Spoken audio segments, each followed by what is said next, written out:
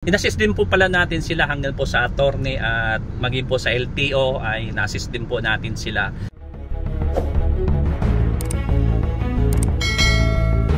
Shout out guys, nandito tayo sa lugar po sa Pampalay at in-assist po natin yung mag-asawa.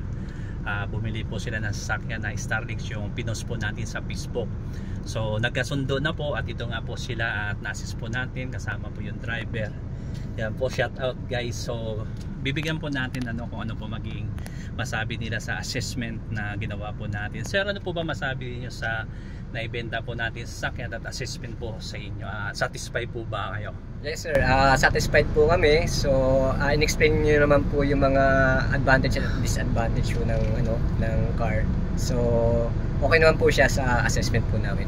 So si Madam po very tawag nito, reliable, no, kasi hindi kami maalam pagdating sa sasakyan. So iba yung meron talagang nag-a-assist na mekaniko para i-check at maging sure ka sa bibili ng sasakyan. Thank you sir Pats. So sir, Madam, maraming pong salamat. So i-recommend niyo po ba tayo sa mga gusto pong bumili po ng sasakyan? Ilan po ba ang ninyo po? Star po kung may bibigay niyo po kay Mr. Pats? May 100 star po ba? 100. Yes sir, yun po, satisfied po kami and may recommend po namin kayo sa mga kakilala po namin sir.